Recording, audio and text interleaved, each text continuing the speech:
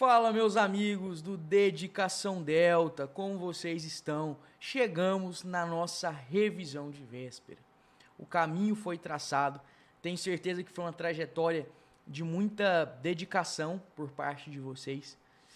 Lógico, a gente sempre chega para fazer prova com aquele sentimento que a gente não sabe muito, que faltou muita coisa e a gente se esquece de tudo aquilo que a gente já sabe, focando apenas naqueles pontos que a gente não sabe. E eu ressalto isso, pessoal, porque eu me submeti a 3 concursos federais, como os senhores irão submeter, de advogado da União, que é o cargo que eu exerço hoje, procurador federal e procurador da Fazenda Nacional. E são concursos que cobram uma infinidade de matérias muitas das vezes tidas como estranhas, porque você não está acostumado a estudar. São matérias que você não viu na sua graduação, por exemplo, Direito Internacional Público e Cooperação Jurídica. Então isso traz um pouco de ansiedade aos alunos. Direito Internacional é uma matéria muito extensa, pessoal. Por isso que o nosso intuito nas nossas videoaulas e também aqui nessa revisão de véspera é objetivar, é trazer para vocês um pouco dessa noção de como o Sebrasp cobra essa matéria, de como o Sebrasp encara essa matéria, porque o nosso intuito é te fazer acertar mais questões de prova. Então eu preparei uma revisão bem completa, lógico, com a limitação de uma revisão de véspera, eu tenho 1 hora para falar com vocês, então selecionando aquilo que é mais importante. Quem assistiu as nossas videoaulas sabe que eu gosto muito de dar exemplo, para que você compreenda, entenda e memorize o conteúdo. E num aulão de véspera, às vezes, isso é feito de uma maneira um pouco mais acelerada e dinâmica, porque é o ritmo que uma revisão de véspera pede. Deixei aí o meu Instagram, que você já conhece, para você tirar eventuais dúvidas que surjam nessa aula.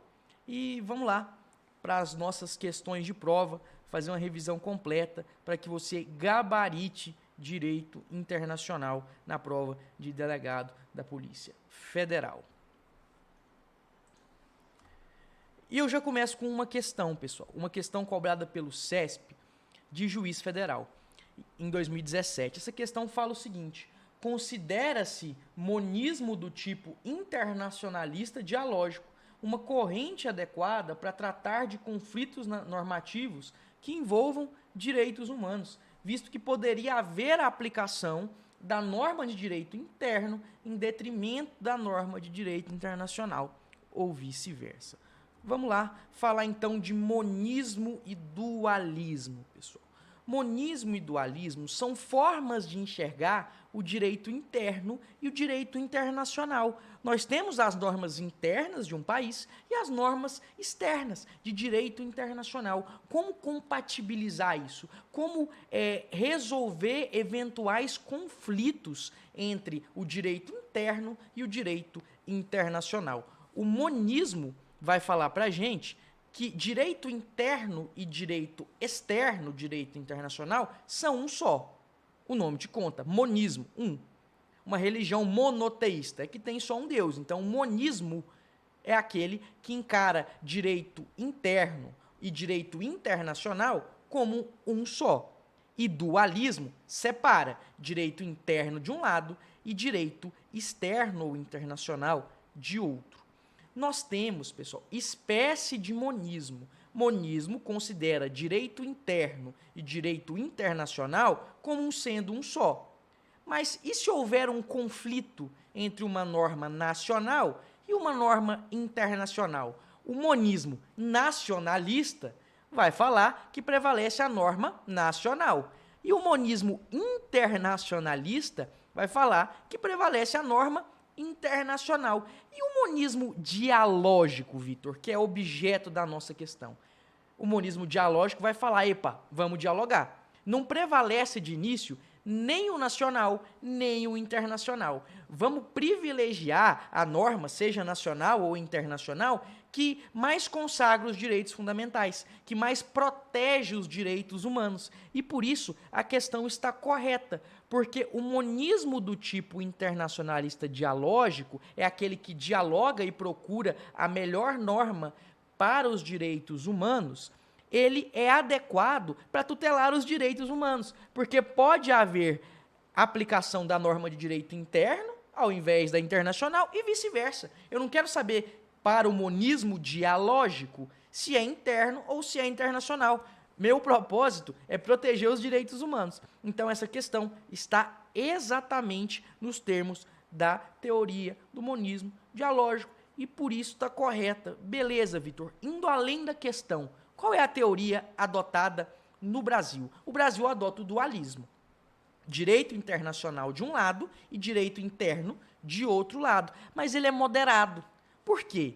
Porque existe um rito para que o direito interno seja incorporado ao direito, que o direito internacional seja incorporado ao direito interno. E esse rito, ele é mais célere do que uma lei ordinária ou uma lei complementar. Existe o rito do processo legislativo, mas existe um rito próprio, existe um rito simplificado para que um tratado, a título de exemplo, seja incorporado no nosso país. Lembrando que, em relação à hierarquia dos tratados, se for um tratado de direitos e garantias fundamentais, de direitos humanos, que entre no nosso ordenamento jurídico com o rito das emendas constitucionais, ele tem status constitucional.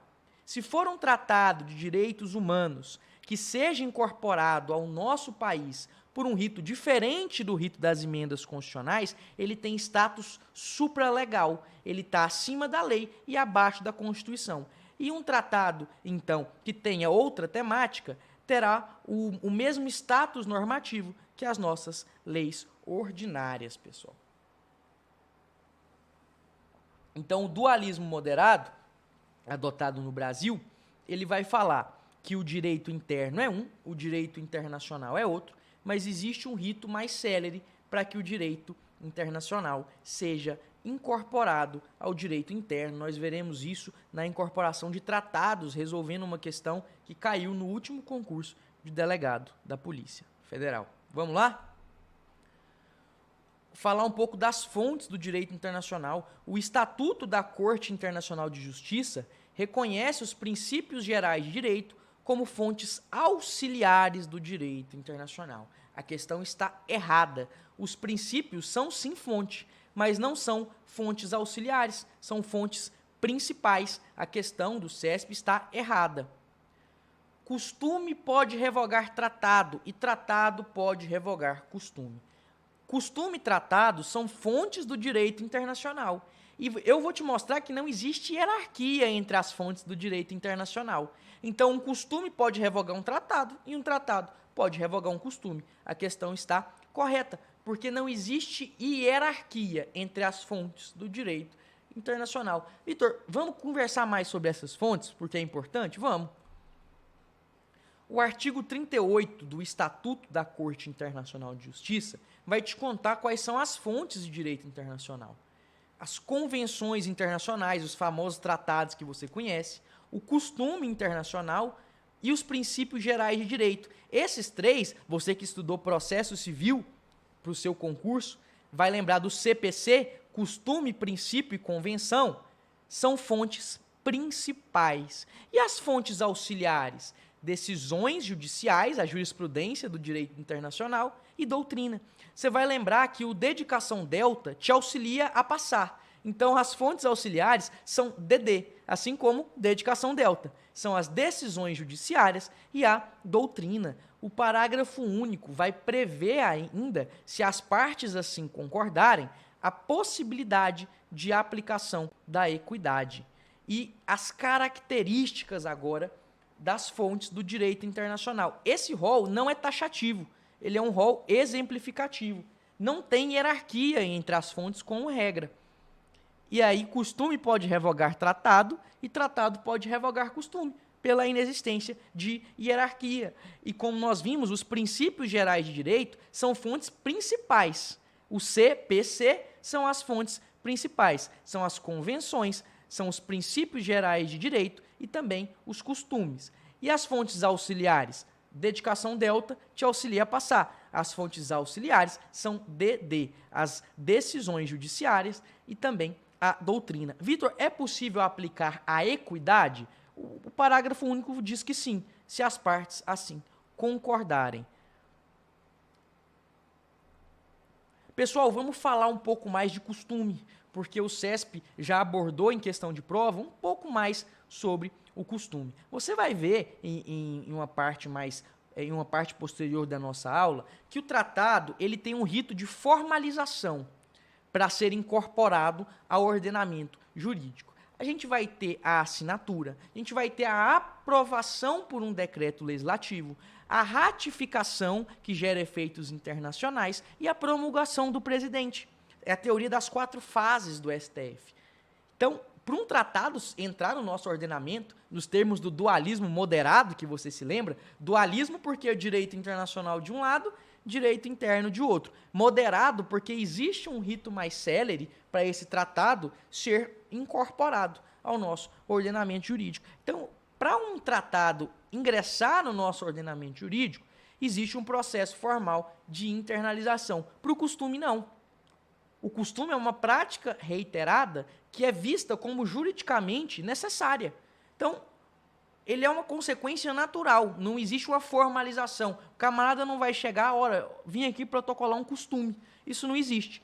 Então, uma questão do CESP de 2015, corretamente, falou o seguinte: diferentemente dos tratados, os costumes internacionais reconhecidos pelo Estado brasileiro dispensam, para serem aplicados no nosso país, qualquer mecanismo ou rito de internalização ao sistema jurídico pátrio. Questão correta. E quais são as formas de extinção de um costume? Desuso, eu não uso mais esse costume.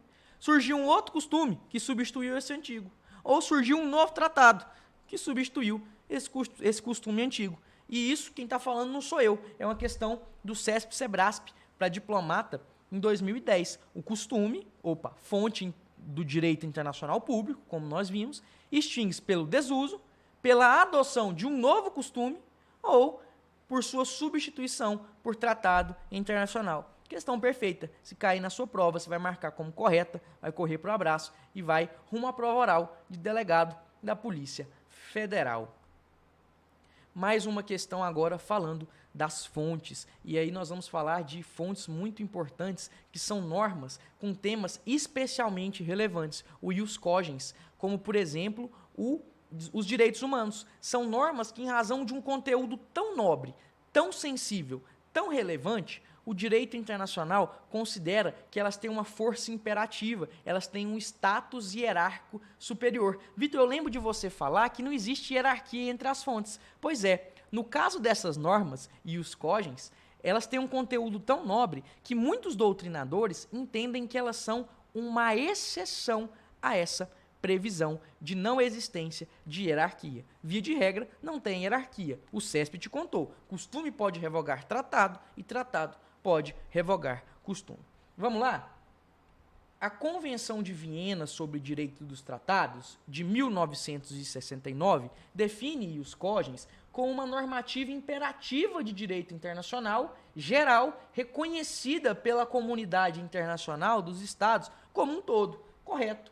Essa normativa só pode, portanto, ser modificada por uma norma ulterior é que vem depois, de direito internacional geral da mesma natureza. Ou seja, eu tenho uma ius cogens, uma norma sensível, em razão do seu conteúdo, que vai ter um valor imperativo, uma norma imperativa de direito internacional.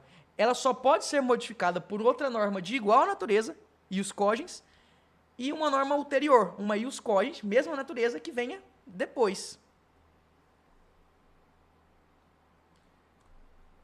E tá aí.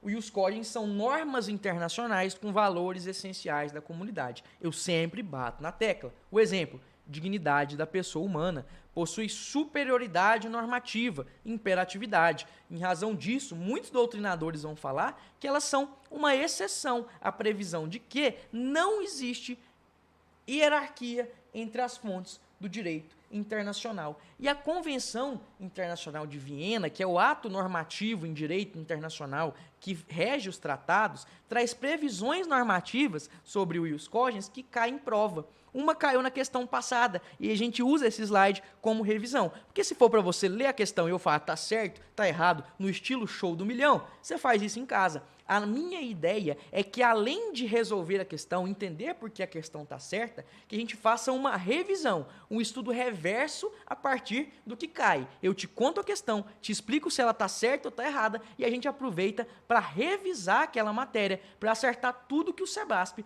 possa vir a cobrar dessa temática. Então, a Convenção Internacional de Viena sobre o ius cogens vai falar a seguinte disposição: é nulo o tratado que, no momento de sua celebração, conflite com uma norma imperativa de direito internacional geral. Imagina que eu sou um Estado soberano, você é um Estado soberano, e vamos assinar um tratado. Sentamos lá e assinamos um tratado que não observa, que rasga, que não dá bola para os direitos humanos.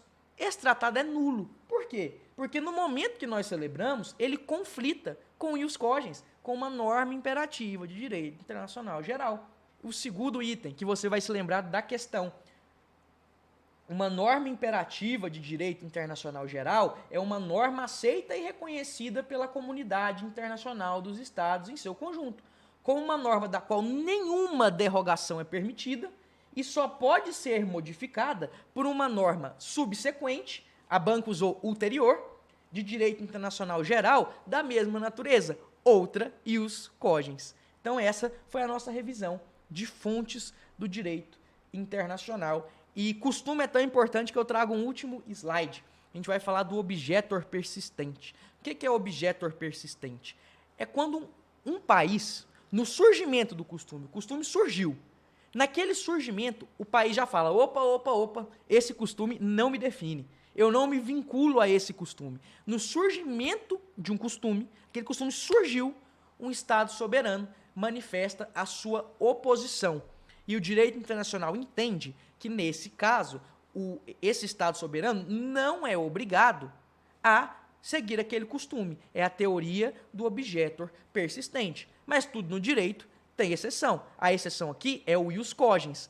Você lembra de eu te contar? É uma norma tão sensível, é uma norma tão relevante como, por exemplo, direitos humanos, que o objetor persistente, essa negativa do país no surgimento do costume de se vincular a ele, que é permitida, no caso do ius cogens, não é permitido. E o CESP quis saber o seguinte: uma vez que a existência de um costume internacional é reconhecida mediante a comprovação de uma prática geral aceita como sendo direito, definir o costume, um Estado pode lograr obstar a aplicação de um costume por meio de atos que manifestam sua objeção persistente à formação da regra costumeira. Definiu aí o objetor persistente, essa teoria, a menos que essa tenha caráter imperativo. E os cogens, questão perfeita, questão correta.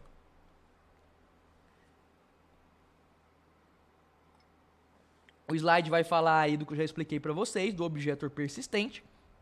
E a definição de objeto persistente, eu optei por trazer a partir de uma questão do CESP cobrado em 2010 para o concurso da AGU, que fala que é uma questão correta, que fala que o princípio do objetor persistente refere-se à não vinculação de um Estado para com um determinado costume.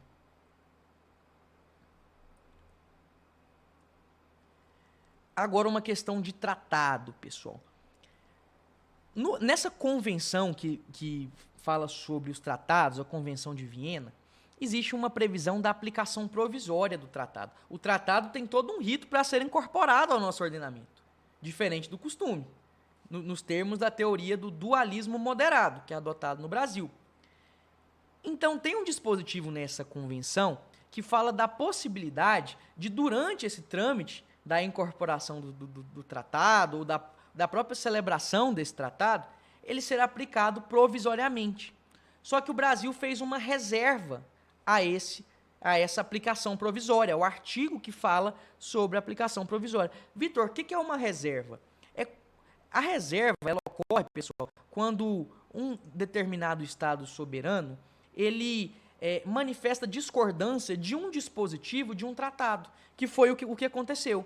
O Brasil falou, olha, eu vou assinar o tratado, mas eu faço uma reserva. Eu não observo o artigo que fala sobre a aplicação provisória. Então, a Convenção de Viena prevê a aplicação provisória de tratado? Sim. No Brasil vale? Não, porque o Brasil fez uma reserva a esse dispositivo. O Brasil fala, embora eu observe a Convenção de Viena, o artigo que fala sobre a aplicação provisória de tratado, eu, Brasil, não observo. Então, por isso a questão está correta. A questão fala, na Convenção de Viena sobre direito dos tratados, o dispositivo que versa sobre a aplicação provisória de tratados foi objeto de reserva por parte do Estado brasileiro. E realmente isso aconteceu, pessoal.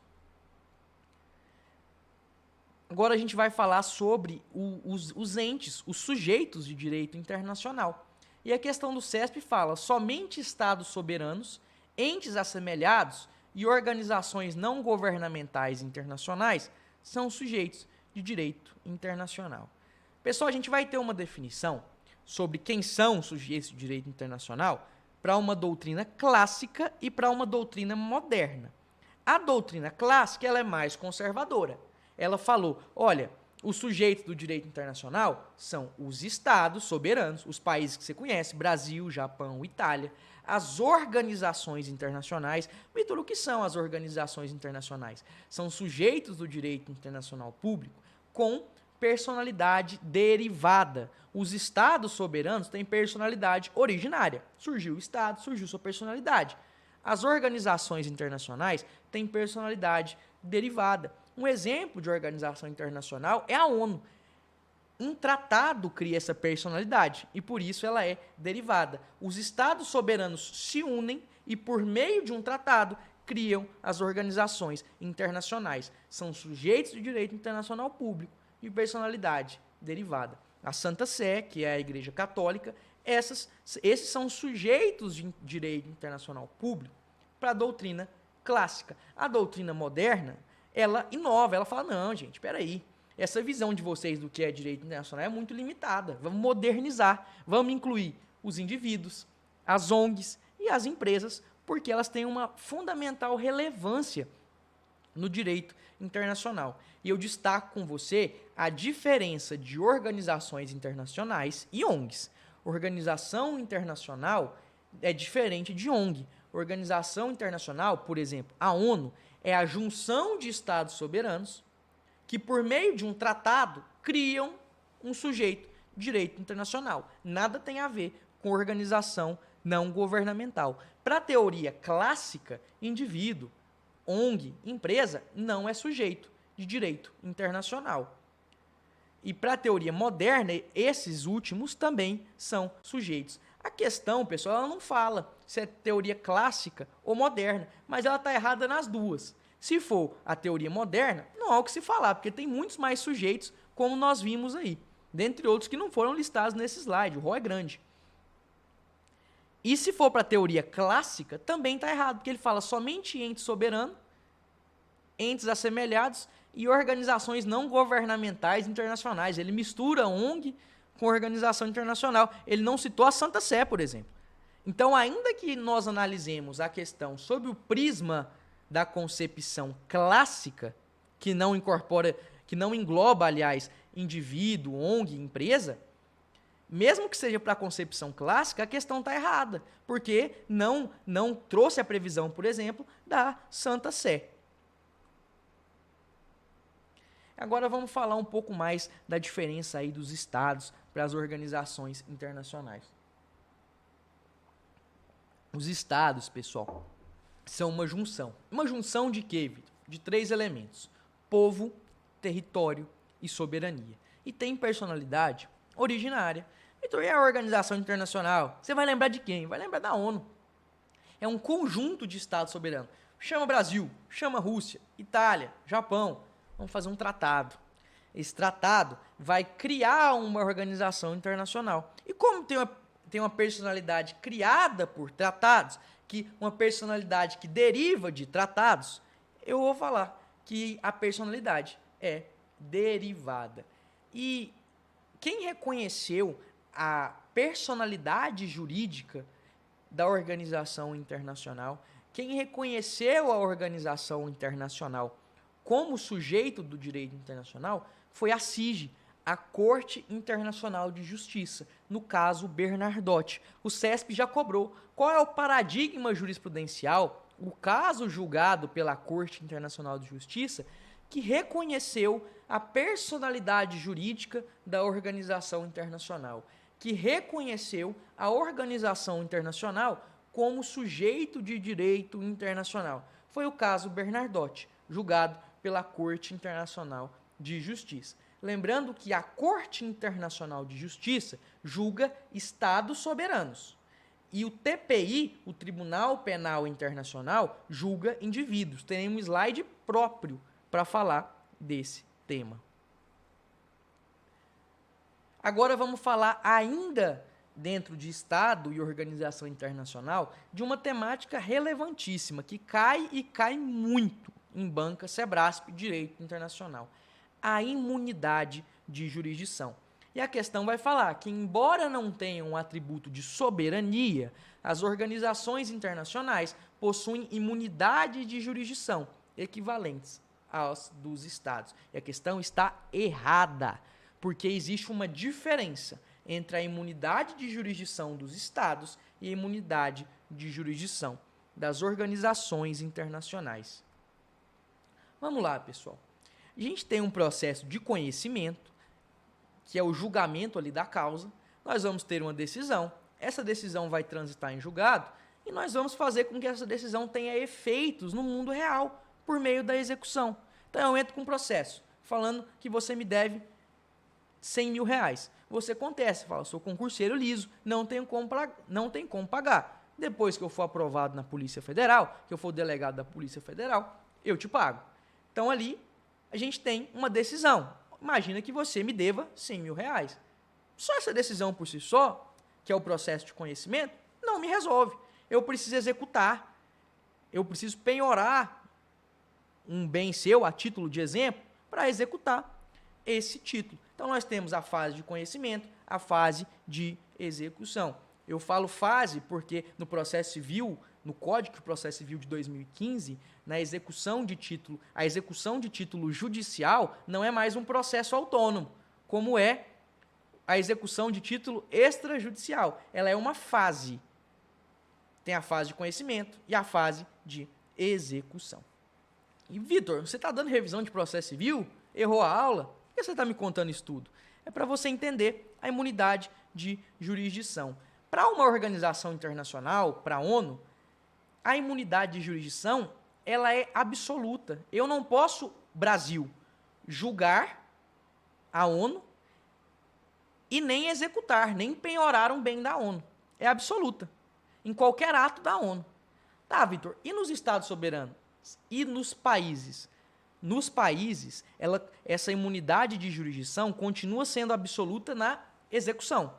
Ou seja, ainda que eu julgue e condene a Itália, eu não posso penhorar um bem da Itália. Só que ela é relativa na fase de conhecimento. Eu posso julgar a Itália a depender do ato. Como assim, Vitor? A depender do ato.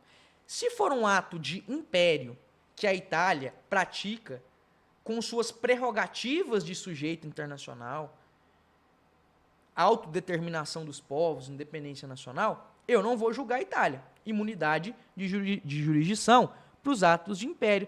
Mas se for um ato que a Itália se equipara aos particulares, um ato de gestão, alocação de um imóvel a título de exemplo, eu posso, Brasil, julgar a Itália. Não vou poder executar, porque a imunidade de execução é absoluta, tanto para a organização internacional quanto para o Estado. Vitor, eu queria memorizar isso aí. Eu entendi, mas eu queria memorizar. A prova está chegando.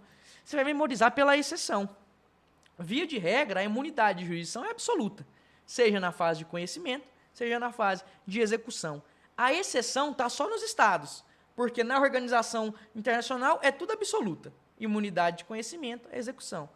A exceção está nos Estados e está na fase de conhecimento, que essa imunidade é relativa. Relativa por quê, Vitor? Porque eu tenho essa imunidade, eu não vou poder processar a Itália, eu, Brasil, se for um ato de império. Um ato que a Itália haja com suas prerrogativas de direito internacional. Agora, se for um ato de gestão que a Itália se assemelha aos particulares, eu vou poder julgar a Itália, não vou poder executar. E por isso, pessoal, a questão está errada, porque ela fala que as organizações internacionais possuem imunidade de jurisdição equivalente à dos estados. O CESP rasgou o nosso último slide, porque eu passei quase 10 minutos te explicando a diferença entre a imunidade de jurisdição do estado e da organização internacional. Então a questão está errada. Pessoal, um julgado muito importante do STF, que pode cair inconstitucional também, para a sua prova de imunidade de jurisdição, é que os atos ilícitos praticados por estados estrangeiros em violação a direitos humanos não gozam de imunidade de jurisdição. Ou seja, essa imunidade que eu expliquei no slide passado, ela não é um escudo para os países ferirem os direitos humanos. O STF falou algo que é até lógico e intuitivo. Os atos ilícitos, ou seja, é um ato ilícito, não observou uma norma de direito internacional, praticado por um estado estrangeiro que violou direitos humanos. Não vai gozar, por óbvio, de imunidade de jurisdição. Vitor, me conta uma coisa, se o Estado quiser renunciar essa imunidade, ele pode? Pode. Com duas características. É uma renúncia expressa, o Estado tem que assim falar. Eu não vou pressupor que o Estado quis renunciar. Ah, Vitor, ele se comportou como se quisesse renunciar. Não, renúncia expressa. E específica. Ele tem que falar, olha, renuncio ao conhecimento, olha, renuncio à execução. O Estado pode renunciar à sua imunidade de jurisdição? Pode, se essa renúncia for expressa e for específica. Renúncia na fase de conhecimento não implica renúncia na fase de execução.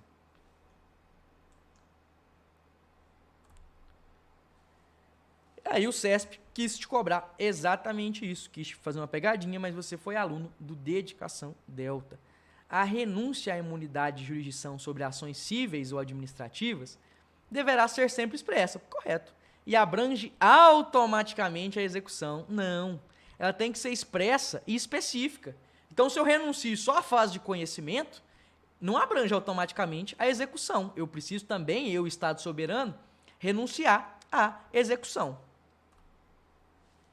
Vamos falar agora sobre o direito de legação. Vitor, o que é raio de direito de legação? Nunca ouvi falar nisso na minha vida. Pessoal, os estados, eles enviam e recebem agentes diplomáticos, diplomatas. Se você for em Brasília, onde será o seu curso de formação, muito provavelmente, você vai ver que lá nós temos várias embaixadas. Em cada embaixada, nós temos agentes diplomáticos de outros países. Então, o direito de legação é o direito de enviar e receber, tem um viés passivo e um viés ativo, agentes diplomáticos. Quem tem esse direito de legação? Os sujeitos de direito internacional. Então, os agentes diplomáticos são responsáveis por representar o Estado nas relações internacionais. Eu sou o Brasil. Eu estou enviando um agente diplomático lá para a Suíça. Então, eu, Brasil, por ter direito de legação ativo, sou o Estado acreditante e envio para a Suíça, que por ter um direito de legação passivo, é o Estado acreditado e recebe esse agente diplomático. E aí, na definição de direito de legação do slide, você vai ver que quem é detentor de personalidade jurídica, estados, organizações internacionais, tem esse direito de legação. E por isso, essa questão do CESP, ela está errada. Como assim, Vitor? A questão fala que o direito de legação independe, ou seja, não depende do reconhecimento da personalidade jurídica internacional, do sujeito de direito internacional em questão. Ora, se quem titulariza o direito de legação é o sujeito de direito internacional, é quem tem personalidade de direito internacional, o direito de legação depende desse reconhecimento. A questão fala que independe, e por isso a questão está errada. Vamos falar agora de responsabilidade. O ritmo, pessoal, do aulão de véspera, querendo ou não, tem que ser acelerado para contemplar o máximo de temáticas possíveis para que você possa acertar o máximo de questões de prova. Nós temos também um curso que eu gravei com mais ou menos 4 horas. Então, se Direito Internacional é um calo, de repente vale a pena você comprar e assistir ele no 2.0, na véspera da sua prova. Lógico, sempre lembrando que existem outras matérias para ser estudadas e que a gente tem que também distribuir essa dinâmica de tempo de estudo. até porque, principalmente em provas federais, ninguém sabe tudo de tudo. Dificilmente tem um concorrente seu especialista em direito internacional. Confiante, dificilmente você vai se sentir e vai passar mesmo assim. Esse frio na barriga antes da prova, ele é normal. Todo o aprovado que eu conheço sentiu esse frio na barriga e hoje foi aprovado mesmo assim e hoje exerce o seu cargo. Vamos lá, pessoal. Questão para defensor público de 2018. Falando de responsabilidade internacional. Pois bem, pessoal. A responsabilidade internacional, e aí quando falamos em responsabilidade internacional, estamos falando da responsabilidade não dos indivíduos, mas dos estados soberanos, a título de exemplo, responsabilidade do Brasil, responsabilidade da Itália. Existe uma previsão de que, aí você vai lembrar de responsabilidade civil do Estado, que você estudou em direito administrativo, existe uma conduta, um dano e um nexo causal. E o item 1 fala: para que a responsabilidade internacional do Estado seja arguida, basta a presença de fato considerado ilícito, sendo decipienda a verificação do nexo causal errado. É necessária a verificação do nexo causal. Item 2. O Estado não será responsabilizado internamente por ato abusivo ou arbitrário praticado exclusivamente por seus agentes ou funcionários. Então, essa questão beira um absurdo, porque ela está falando que é um agente oficial do Brasil. Em nome do Brasil, ele praticou um ato abusivo ou arbitrário. É lógico que ele vai responder. Você não vai ver o Brasil andando na rua cometendo ato ilícito. Você não vai ver o Brasil andando na rua e ferindo direitos humanos. Você não vai ver o Brasil andando na rua e não observando legislação do desaparecimento de pessoas. Quem vai praticar esses atos ilícitos, por óbvio, são agentes ou funcionários. Então o item 2 também está errado, porque ele fala que o Estado não será responsabilizado, quando na verdade o Estado será responsabilizado. Item 3. O Estado poderá ser responsabilizado pela conduta de particulares, se falhar em prevenir ou em responder adequadamente pelo desaparecimento de pessoas. Pessoal, está correto. Nesse caso, nós temos uma hipótese diferente. Não é um agente ou funcionário do Estado, é um particular. Mas o Estado pode responder mesmo assim, se o Estado falhar em prevenir o desaparecimento de pessoas. Ou então não respondeu adequadamente. Nesses dois casos, o Estado pode responder. Item 1, errado, preciso de nexo causal. Item 2, errado, o Estado responde por ato arbitrário de agente ou funcionário. Item 3, correto, o Estado, entre eles o Brasil, pode responder sim pela conduta de particulares nessa hipótese listada. Agora vamos falar sobre o Tribunal Penal Internacional. A Corte Internacional de Justiça vai julgar os Estados soberanos. Julga Brasil, Itália, Japão, Estados Unidos. O Tribunal Penal Internacional vai julgar eu e você. E a jurisdição do Tribunal Penal Internacional abrange territorialmente aqueles países que ratificaram o Estatuto de Roma. Então, o Estatuto de Roma, ele foi ratificado, e ele prevê o Tribunal Penal Internacional, foi ratificado por alguns países, pela maioria dos países. E esses países, eles compõem, então, o Tribunal Penal Internacional. Então, a competência territorial não é no mundo inteiro, mas nos países que ratificaram o Estatuto de Roma. O Estatuto de Roma criou o Tribunal Penal Internacional. Você lembra que eu falei atrás de reserva, que é quando um país fala, opa, eu concordo com o tratado, eu estou dentro desse tratado, mas esse artigo específico eu não quero? E eu falei que o Brasil fez isso na Convenção de Viena, que prevê a normativa própria dos tratados em relação à aplicação provisória dos tratados? Pois é, no caso do Estatuto de Roma, que cria o Tribunal Penal Internacional, não é admitida reserva. O Estado pode apenas se retirar, falar, olha, eu estou fora, mas aceitar com reserva, no Estatuto de Roma, não é possível. E o Tribunal Penal Internacional não julga todo e qualquer crime, pessoal.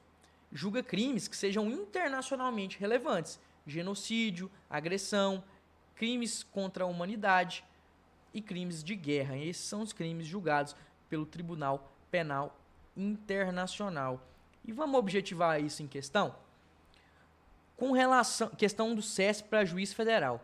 Com relação ao processo no Tribunal Penal Internacional, assinale a alternativa correta. A. Menores de 18 anos podem ser processados no TPI. Errado. O Estatuto de Roma prevê que apenas maiores de 18 anos podem ser processados no Tribunal Penal Internacional. O TPI, Tribunal Penal Internacional, é regido pelo princípio da complementaridade, correto? Vitor, o que é esse princípio? Olha, o Tribunal Penal Internacional, ele tem um caráter complementar, ele complementa a justiça dos países. Ele só vai julgar aquilo que o país não julgou, porque ele não substitui, ele complementa. Princípio da complementaridade. O item B está correto. O TPI pode ter jurisdição sobre os crimes ocorridos em qualquer território. Vimos que está errado. Apenas no território dos países que ratificaram o Estatuto de Roma. No TPI, podem ser processados crimes ocorridos antes da entrada em vigor do Estatuto desse tribunal. Errado. O Estatuto de Roma prevê que a vigência temporal do Tribunal Penal Internacional se dá com o vigor desse estatuto. Então, foi editado o Estatuto de Roma. Os crimes que acontecerem daqui para frente serão julgados pelo Tribunal Penal Internacional. Os crimes que ocorreram antes do Estatuto de Roma não serão julgados pelo Tribunal Penal Internacional. Então, quando o item fala que no TPI podem ser processados crimes ocorridos antes da entrada em vigor do Estatuto, esse item está errado. Nosso gabarito é letra B. O item E, para complementar, que por óbvio também está errado, fala que toda notícia crimes deve ser admitida e julgada pelo TPI. Não. Primeiro que existe um procedimento para aceitar ou não uma notícia crimes no Tribunal Penal Internacional. Segundo, que a competência material desse tribunal, que julga indivíduos, porque quem julga estados soberanos é a Corte Internacional de Justiça. O TPI julga indivíduos. E julga apenas indivíduos em crimes muito importantes, muito sensíveis ao direito internacional, que são os crimes de genocídio, agressão, crimes de guerra e crimes contra a humanidade. Então, o item E também está errado. Vamos lá, pessoal, falar agora com uma questão de delegado da Polícia Federal de 2018. Vai falar um pouco ali de direito dos migrantes. O visto concedido por autoridade diplomática constitui mera expectativa de direito. E essa questão, ela confunde muita gente, porque a entrada de não nacionais é, em regra, discricionária. A gente vai ter uma exceção no refúgio. Então, eu sou Estado soberano. O camarada entrar aqui ou não, o camarada que não é meu nacional, é discricionário. Eu deixo se eu quiser, com exceção do refúgio. E se ele tiver o visto? Mesmo assim, o visto ele é uma expectativa de direito. Ele não gera um direito adquirido. Então, quando a questão fala que o visto concedido por autoridade diplomática constitui mera expectativa de direito do estrangeiro, que pode ainda assim ser inadmitido no país, ela está correta. Por outro lado, se admitido o estrangeiro em seu território, o país passa a ter deveres em relação a ele. Correto? Em maior ou menor grau, conforme a natureza do ingresso. Questão perfeita. A grande dúvida dessa questão é falar que o visto gera uma expectativa de direito. É meio que contraintuitivo, mas é isso mesmo. E por que é isso mesmo, Vitor? Porque a entrada de não nacionais no território do Estado soberano é, via de regra, discricionária, pessoal. Agora a gente vai falar um pouco do asilo político. O que é o asilo político? É um ato discricionário. Então, eu, Estado soberano, vou conceder asilo se eu quiser. E é um instrumento de proteção à pessoa. O camarada, ele está sendo perseguido politicamente. O asilo político, por óbvio, está muito ligado a uma questão política. Você vai lembrar da época da ditadura aqui no nosso país. Na época da ditadura militar, vários estudiosos, vários políticos, eles foram para o exterior para obter asilo político. Porque aqui eles estavam sendo perseguidos politicamente por um regime ditatorial. Então, você vai lembrar que o asilo político, que é um ato discricionário, o Estado não é obrigado a conceder asilo, ele pode ser diplomático ou territorial. O que é um asilo diplomático? Que se dá numa embaixada. Então, vamos supor que eu estou sendo politicamente perseguido aqui no Brasil e eu vou requerer asilo na Itália. A Itália fala, vem para a nossa embaixada. A embaixada é uma extensão do nosso território, asilo diplomático. Se eu for para a própria Itália, é um asilo territorial. E a saída, conforme fala o artigo 19, do asilado do país sem prévia comunicação, implica renúncia ao asilo. Imagina que eu falei, ó Itália, me dá um asilo aí, me concede o asilo aí. Não estou exigindo porque eu sei que é um ato discricionário, assistir a aula de revisão de véspera da dedicação Delta. A Itália, bom, está sendo perseguido, né? Então, vem para cá. Aí, na semana seguinte, sem comunicar a ninguém, eu saio da Itália. Ora, mas que perseguição política é essa? Que eu fiquei uma semana e já saí, sem sequer comunicar a Itália. Então, a saída do asilado do país sem prévia comunicação implica renúncia ao asilo. Pessoal, vamos com lógica agora. Você acha justo conceder um asilo político a quem tenha cometido um crime protegido pelo direito internacional? Aí você vai lembrar dos crimes julgados pelo TPI, genocídio, crime contra a humanidade, crime de guerra ou de agressão? Não, é lógico. Não vou conceder asilo para esses camaradas. Asilo é para quem está sendo perseguido politicamente. Então, trouxe aí esses 3 artigos para você entender e revisar um pouco do asilo político. E aí, vamos para uma questão. Asilo político, cuja concessão independe de reciprocidade, está certo. O Brasil pode conceder asilo a um chileno, ainda que o Chile não conceda asilo a um brasileiro. É o acolhimento pelo Estado de estrangeiro perseguido em outros lugares, não necessariamente no seu próprio país, correto? Por dissidência política, entre outros motivos, correto? Por dissidência política, entre outros motivos, que também tem um viés político, mas o rol é maior. Então, a questão está correta, questão de delegado federal de 2018, definiu aí muito bem asilo político e destacou que independe de reciprocidade. E, de fato, independe de reciprocidade. O direito brasileiro veda a deportação de estrangeiro acusado de prática de crime político. Questão intuitiva, pessoal. Realmente, eu não vou deportar um estrangeiro que é acusado de crime político. Esse estrangeiro está sendo perseguido. Eu tenho que proteger. Eu não vou deportar esse estrangeiro que foi acusado de crime político. Relacionado a isso que a gente comentou, foi uma questão do CESP-SEBRASP para advogado da União em 2012. Tá, Vitor, você falou de deportação, então me conta, o que é deportação? Deportação, pessoal, está ligada a uma situação migratória irregular. Imagina que Vitor, migrei para os Estados Unidos irregularmente. E um dia, andando pela rua, numa operação, a polícia local flagrou que eu não tenho permissão para morar nos Estados Unidos. Eu vou ser deportado. Então, deportação é a medida decorrente de um procedimento administrativo que consiste na retirada compulsória de uma pessoa que se encontre em situação migratória irregular. E a deportação, como eu disse, é para quem está em situação migratória irregular. Não é para quem está sendo perseguido por crime político. Então, o direito brasileiro, correto, veda a deportação de estrangeiro acusado da prática de crime político. Vamos agora para algumas questões de delegado da Polícia Federal. Conforme o entendimento do STJ, e a gente vai falar um pouco de cooperação jurídica internacional, de carta rogatória, auxílio direto, homologação de sentença estrangeira, que o seu edital tem muito esse viés também, né? E nós tratamos em uma aula própria no nosso curso de videoaulas sobre a cooperação jurídica internacional, notadamente em esfera penal, também falamos um pouco de extradição. E o que é extradição? Também, já que estamos falando disso, vamos fazer a revisão mais completa possível. Extradição é o envio de um particular em razão de uma condenação criminal ou em razão de uma instrução criminal.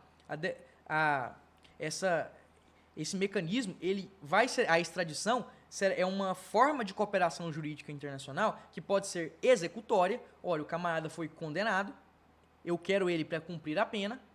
É o que a Itália fez com o Robinho. Olha, o Robinho foi condenado, eu quero ele para cumprir a pena aqui na Itália. O Brasil concedeu? Não, porque o Brasil não extradita brasileiro nato, apenas brasileiro naturalizado. E, Vitor, em nenhum caso pode ser extraditado brasileiro naturalizado.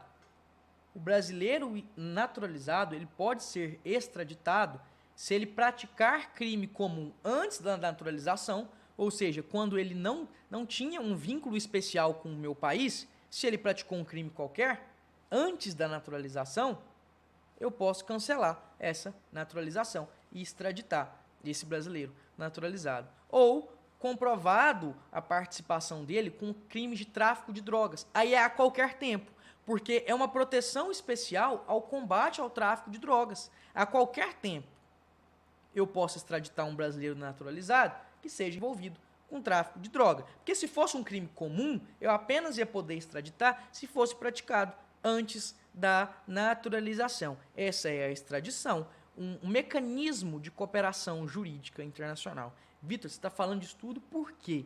Porque estamos falando de cooperação jurídica internacional. Existe um mecanismo também que é a homologação de sentença penal estrangeira. Imagina que a Itália proferiu uma sentença condenando o indivíduo e ela quer homologar essa sentença no Brasil. É possível? É possível. Ela vai submeter ao STJ, que vai apreciar e homologar ou não. Que vai apreciar e homologar ou não. Cuidado com pegadinhas que falem no STF. Essa atribuição de homologação de sentença penal estrangeira é feita pelo STJ. E executada, porque não tem como o STJ executar todas as sentenças, quem executa, quem bota a mão na massa é o juiz federal. Porque o STJ vai apenas apreciar, ele não vai reavaliar o mérito. Ele vai analisar se foram preenchidos os requisitos formais. E um desses requisitos formais é a sentença não tratar de um tema que a legislação brasileira defina como competência exclusiva da justiça brasileira. E o CPC fala que a causa que fale sobre bens imóveis localizados no Brasil é competência exclusiva da justiça brasileira. Surgiu um problema. A Convenção de Palermo, ela prevê o perdimento de imóvel, produto de infração, como, por exemplo, lavagem de dinheiro. O camarada tem um bem imóvel, uma casa no Brasil, e essa casa, esse bem imóvel, é produto de uma infração. Ele lavou dinheiro no exterior, ele praticou lavagem de capitais e comprou esse imóvel no Brasil. Aí alguém falou, opa, peraí, o Brasil não pode homologar essa sentença, porque é competência exclusiva para tratar sobre bens imóveis, está no CPC. E o que o STJ decidiu, pessoal? O STJ, ele falou que é possível sim essa homologação. Olha, essa homologação, em verdade, não está discutindo sobre uma propriedade de um bem imóvel. Essa propriedade, ela é reflexa. Eu estou discutindo aqui e o tema é o combate à lavagem de dinheiro. É isso que a Convenção de Palermo prevê. Interpretação contrária geraria uma verdadeira impunidade.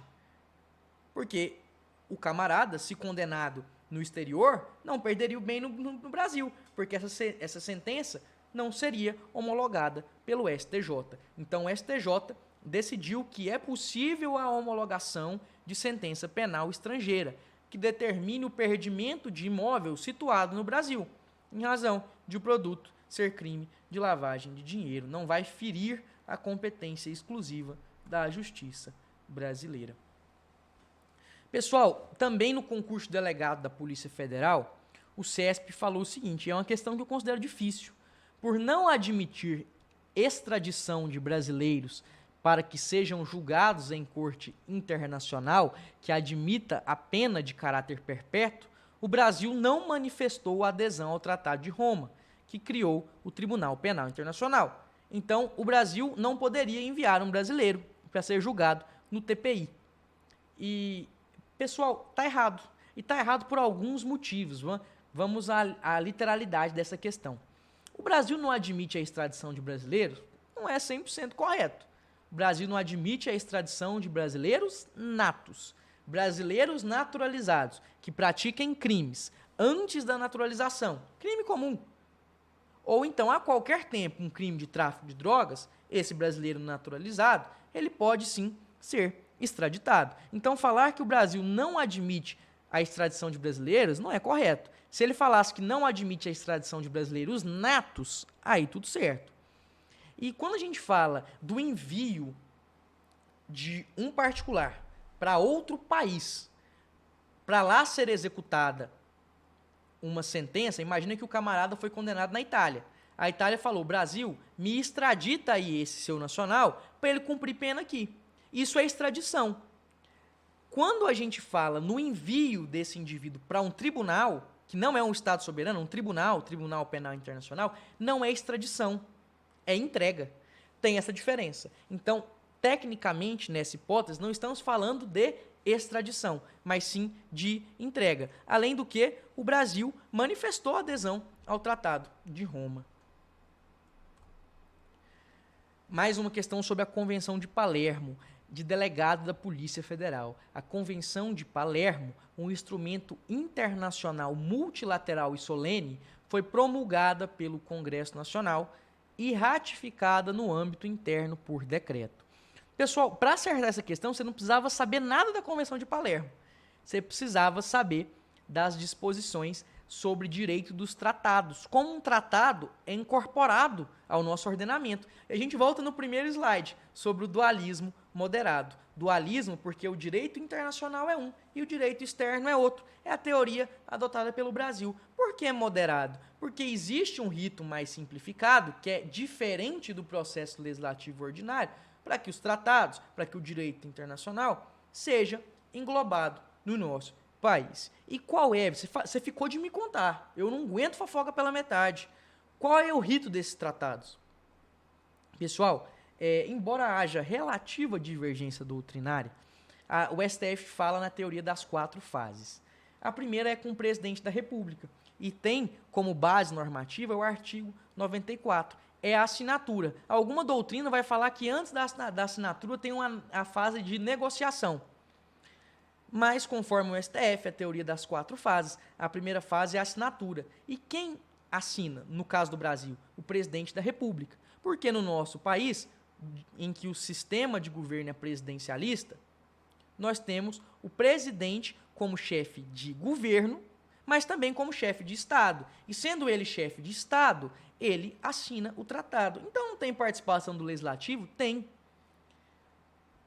O artigo 49 vai falar que é da competência exclusiva do Congresso, não é da Câmara, não é do Senado. Os dois reunidos do Congresso resolver definitivamente sobre tratados. Então, o presidente assinou e vai para o Congresso resolver definitivamente, aprovar ou não.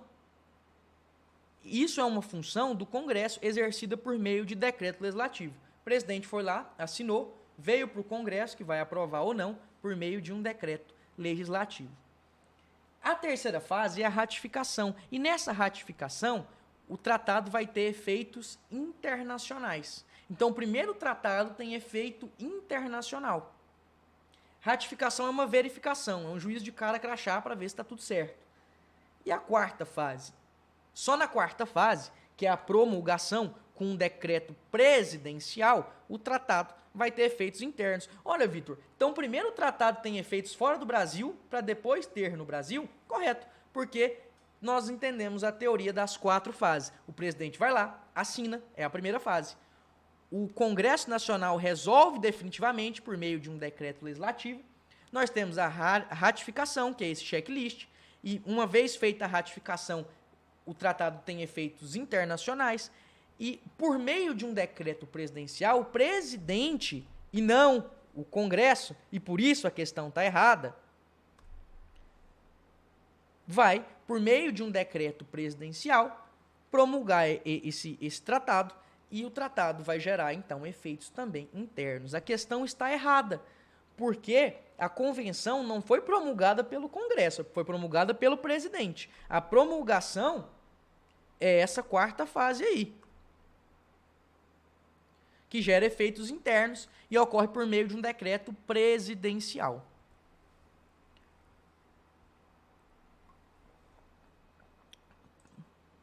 Pessoal, falando agora mais sobre cooperação internacional.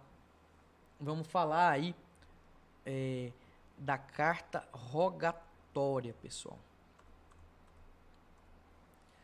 Por constituírem forma de cooperação internacional clássica, as cartas rogatórias estrangeiras são cumpridas no Brasil, beleza, independentemente de se referirem ou não a processos de competência exclusiva dos tribunais brasileiros.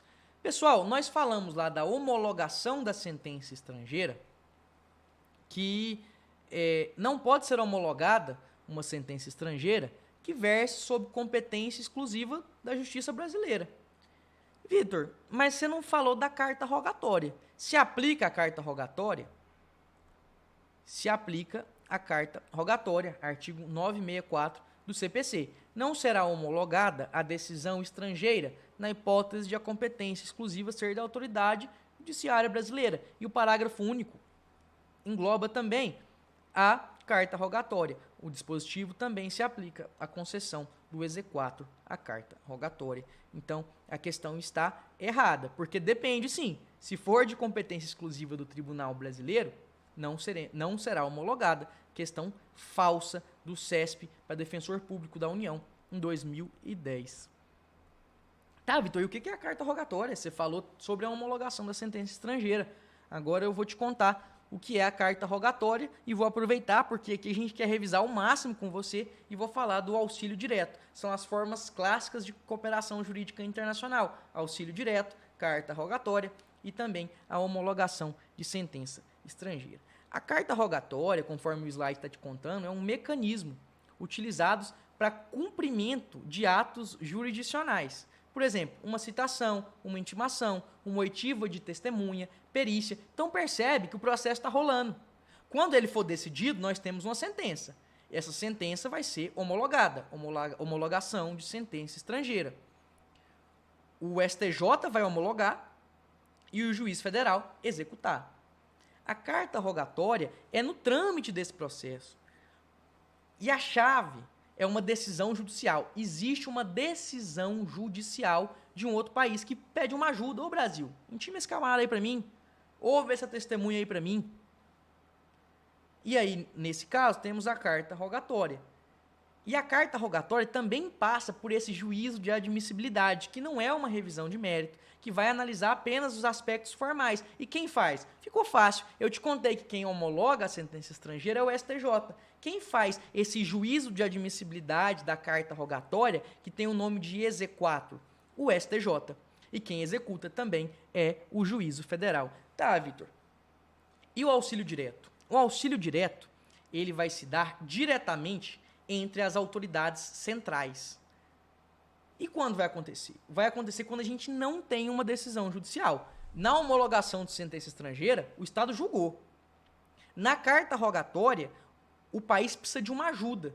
E essa ajuda é materializada por uma decisão judicial. E aí está a diferença. A carta rogatória tem uma decisão judicial. O auxílio direto não tem uma decisão judicial estrangeira.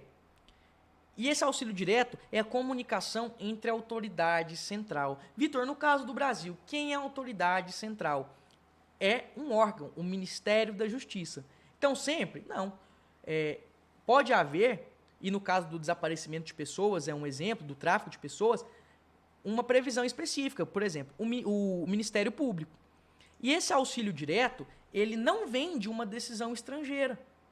Mas para ser executado no Brasil, eu posso precisar de uma decisão estrangeira. Se eu não precisar, a própria autoridade central, que via de regra vai ser o Ministério, um órgão e não a autoridade, o Ministério da Justiça, resolve. Mas se precisar de uma medida judicial, o Ministério da Justiça, que não tem capacidade postulatória, vai pedir para a AGU. Vitor, e se a autoridade central for o Ministério Público? Aí não precisa pedir para a AGU. O próprio Ministério Público entra com esse pedido judicial. Vitor, ficou confuso, porque você falou que o auxílio direto não tem decisão judicial. E essa é a diferença da carta rogatória para o auxílio direto. Veja bem, o auxílio direto, ele não tem uma decisão judicial estrangeira. O foco é no país estrangeiro. Então a Itália precisa de uma ajuda. Essa ajuda que a Itália quer foi materializada lá na Itália por uma decisão judicial? Se for, carta rogatória, exequatur do STJ, execução de juízo federal. E se essa ajuda não foi materializada lá na Itália por uma decisão judicial, é uma coisa mais simples. Essa conversa vai se dar por auxílio direto, diretamente pelas autoridades centrais, pessoal. São todos meios de cooperação jurídica internacional em uma escala de complexidade, em uma escala de burocracia. O auxílio direto, a carta rogatória e também a homologação de sentença estrangeira. Aí nós já falamos para a homologação de sentença estrangeira, que é uma condição de eficácia interna para essa decisão estrangeira. Pessoal, e aqui eu encerro a nossa revisão de véspera, ressaltando com vocês que nós temos uma limitação temporal, então não dá para eu tratar tudo. Ah, Vitor, faltou isso, faltou aquilo. Eu entendo, o direito internacional ele é muito extenso. Aqui eu tentei falar o máximo, muito focado em questão de prova, questão CESP-SEBRASP. Pessoal, eu agradeço muito a atenção de vocês. Eu deixo mais uma vez o meu Instagram à disposição aí para eventuais dúvidas. E eu, assim como você, há pouco tempo me submeti a provas de carreira jurídica em âmbito federal. E eu sei exatamente o que você está sentindo. Você está sentindo que todo mundo sabe tudo e você não sabe nada. Que ao seu lado sentarão ali especialistas em direito empresarial, em processo civil, em direito internacional, em direito financeiro, e o que não é verdade. É muito raro esse candidato que estuda exclusivamente para as carreiras federais. Confie que o seu estudo foi, de fato, suficiente. E uma parte fundamental da sua nota você vai conquistar na hora da prova. É lendo as questões com calma, é relendo essas questões, é tendo a calma ali para identificar eventuais pegadinhas. Revise os nossos slides, tem muita questão CESP-SEBRASP, tem muita coisa importante para a sua prova, e eu tenho certeza que você será aprovado. A educação muda o mundo e muda as pessoas, mudou a minha vida, e a minha missão aqui é que eu seja um instrumento muito pontual, porque o mérito é todo seu, a dedicação é toda sua, de mudança de vida. E eu espero você, tenho certeza que eu vou te encontrar lá no nosso curso de prova oral para delegado da Polícia Federal. Um grande abraço, uma excelente prova e conte comigo e com Dedicação Delta.